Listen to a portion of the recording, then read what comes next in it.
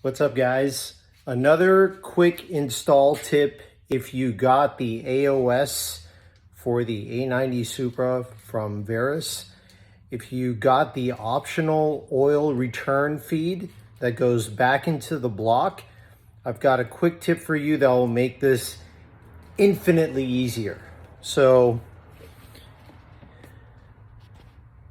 if you look here, I have the AOS installed. I replaced the nozzle here, and this bolt right here, not sure if you can see it, that loosens the hose that goes into the intake and then into the block, is a major pain to get to. Major pain. Hopefully you can see that.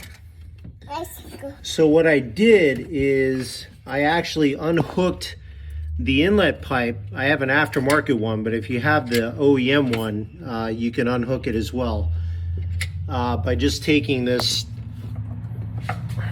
pesky ring out.